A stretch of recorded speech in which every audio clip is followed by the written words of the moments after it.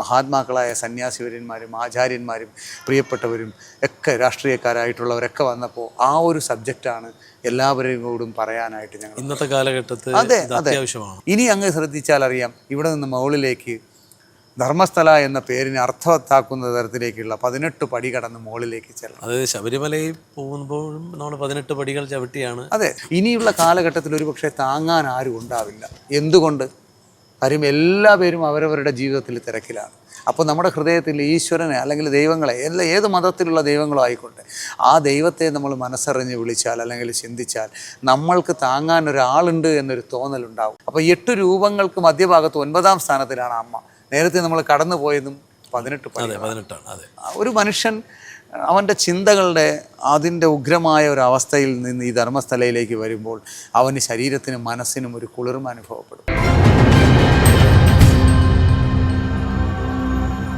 അപ്പോൾ പുതുതലമുറയിൽ ലഹരി ഉപയോഗം, അത്തരത്തിൽ ലഹരി ഉപയോഗം എല്ലാവർക്കും, എല്ലാ മക്കളും പ്രിയപ്പെട്ടവരാണ്. തീർച്ചയായും എല്ലാ അച്ഛനും അമ്മയ്ക്കും അവരുടെ ഒരു അച്ഛൻ്റെയും അമ്മയുടെയും ജീവിതത്തിൽ അവർക്കെപ്പോഴും സന്തോഷകരമായിട്ടുള്ള ഒരു അനുഭവം ഉണ്ടാകുന്ന അവരുടെ കുഞ്ഞുങ്ങൾ നന്നായിട്ട് വളരുമ്പോഴാണ്, അല്ലെങ്കിൽ നന്നായിട്ട് ജീവിക്കുമ്പോഴാണ്. അപ്പോൾ ഞങ്ങളിവിടെ ധർമ്മസ്ഥലയിൽ ആദ്യം ഇവിടെ അത്തരത്തിൽ കുട്ടികളുടെ ലഹരി ഉപയോഗത്തെക്കുറിച്ചാണ് പല കുഞ്ഞുങ്ങൾക്കും ഞങ്ങൾ ഈ മഹാത്മാക്കളായ സന്യാസിവര്യന്മാരും ആചാര്യന്മാരും പ്രിയപ്പെട്ടവരും ഒക്കെ രാഷ്ട്രീയക്കാരായിട്ടുള്ളവരൊക്കെ വന്നപ്പോൾ ആ ഒരു സബ്ജക്റ്റാണ് എല്ലാവരോടും പറയാനായിട്ട് ഞങ്ങൾ ഇന്നത്തെ കാലഘട്ടത്തിൽ അത്യാവശ്യമാണ്. അതെ, ഞങ്ങൾ അതാണ് ഇവിടെ പുതുതലമുറയ്ക്ക് നാളെ നമ്മളില്ല, അടുത്ത ഇനി അവരാണ്. ഈ ആചാരവും അനുഷ്ഠാനവും ഈ സനാതന ധർമ്മവും മുന്നോട്ട് കൊണ്ടുവരേണ്ട അവർ തന്നെയാണ്. പക്ഷേ അത് അവനവൻ്റെ വിശ്വാസത്തിൽ ഊന്നിയ രീതിയിൽ മുന്നോട്ട് പോവുകയാണെങ്കിൽ തീർച്ചയായിട്ടും അടുത്ത തലമുറ എനിക്ക് ഇതൊക്കെ നിലനിർത്തും. തീർച്ചയായിട്ടും അത് അങ്ങയുടെ ഒരു ചോദ്യം നല്ല പ്രസക്തമായൊരു ചോദ്യമാണ്. ഈ ഭൂമിയിൽ നമ്മൾ മുൻപോട്ട് പോകുമ്പോൾ നമുക്കെല്ലാവർക്കും ജീവിതത്തിലെ ചില പ്രശ്നങ്ങളിലൂടെ കടന്നു പോകേണ്ടി വരും.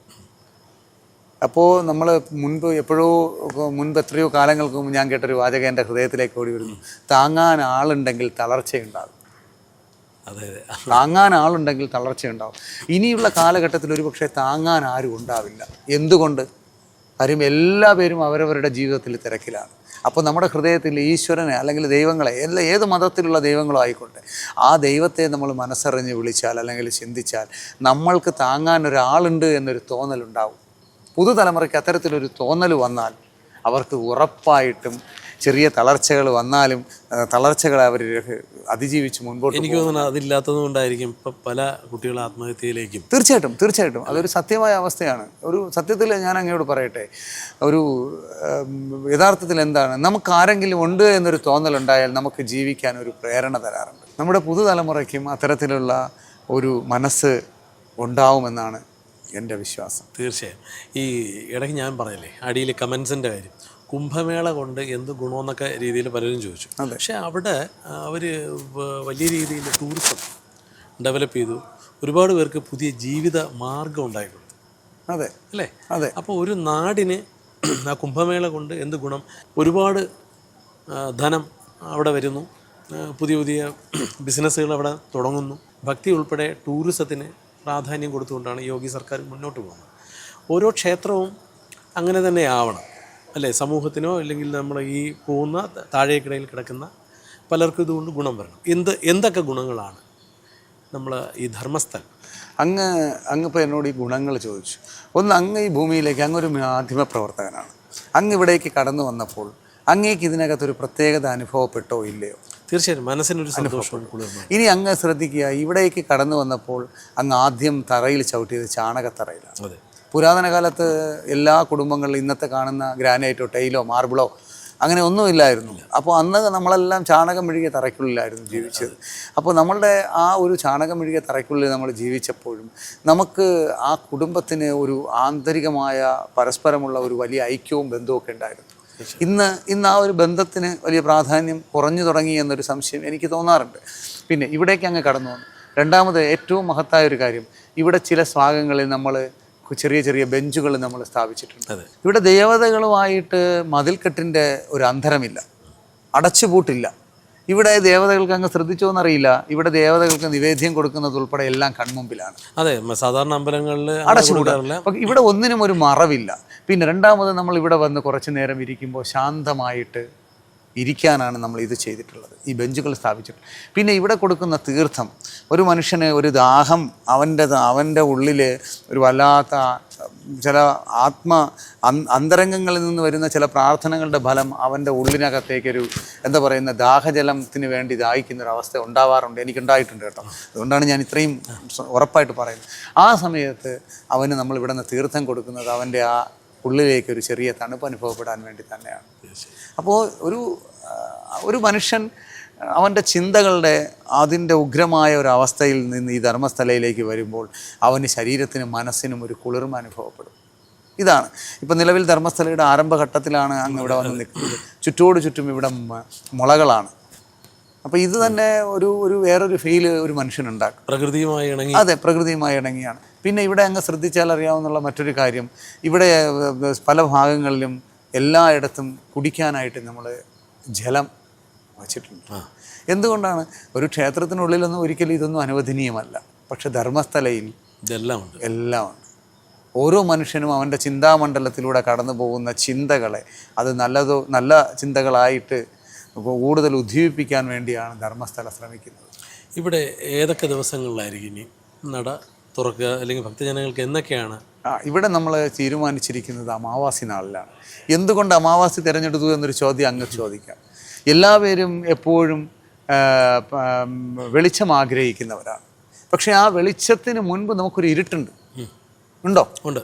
അപ്പോൾ വെളിച്ചത്തിന് മുൻപ് ഒരു ഇരുട്ട് നമ്മൾക്കുണ്ട്. ആ ഇരുട്ടിലൂടെയാണ് നമ്മൾ വെളിച്ചത്തിലേക്ക് പോകുന്നത്.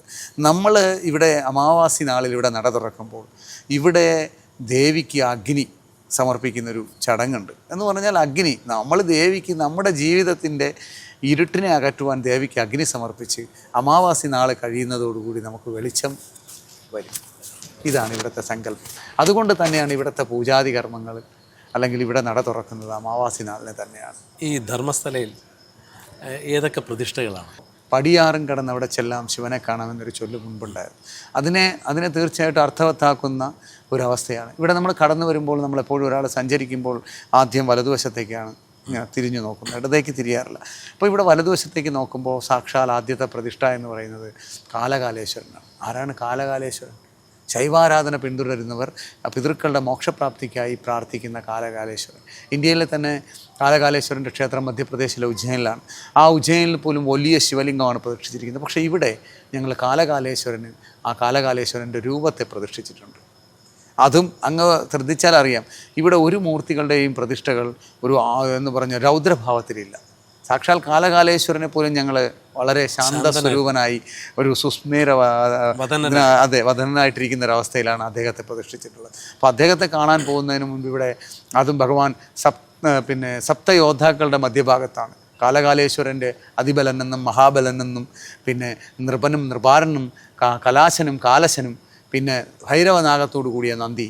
ഈ പ്രതിഷ്ഠകൾക്ക് ശേഷമാണ് നമ്മൾ കാലകാലേശ്വരനെ കാണുന്നത്. ഈ ഭൂമിയെ ഇന്നത്തെ അവസ്ഥയിലേക്ക് നമ്മളെ പ്രാർത്ഥിക്കാൻ നമ്മളെ പഠിപ്പിച്ച ഏതോ പുണ്യാത്മാവിൻ്റെ ആ സങ്കല്പത്തിലാണ് ബ്രഹ്മരക്ഷസിനെ നമ്മൾ അതിന് അടുത്തായിട്ട് ഒറ്റപ്പന, അങ്ങ് ശ്രദ്ധിച്ചോ എന്നറിയില്ല, ഒറ്റപ്പന ഉണ്ട്. അവിടെ സന്തതി രക്ഷകയായ യക്ഷിയമ്മയാണ്. സന്തതി രക്ഷക എന്ന് പറഞ്ഞാൽ അമ്മയുടെ ഒക്കത്തൊരു കുഞ്ഞുണ്ട്.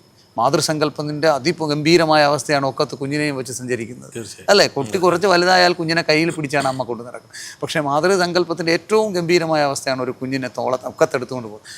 നമ്മൾ ആ പനയുടെ സങ്കല്പം ചെയ്ത് അതിന് മുൻവശത്തായിട്ട് പ്രതിഷ്ഠിച്ചിട്ടുണ്ട്. അതിനടുത്തായിട്ട് ഈ ഭൂമി എപ്പോഴും നാഗങ്ങളുടെയാണ്. അതെ, ഭൂമിക്ക് നാഗങ്ങൾ ഒരുപാടുണ്ട്. അപ്പോൾ ഇവിടെ നമ്മൾ പ്രത്യേകത എന്ന് പറയുന്നത് നമ്മുടെ സനാതനധർമ്മത്തിൽ അഷ്ടനാഗങ്ങളെ പറ്റി പറയാറുണ്ട് പലയിടത്തും. എന്നാൽ നമ്മളിവിടെ നവനാഗങ്ങളാണ്. ഈ ഭൂമിക്കൊരു നാഗമുണ്ട്.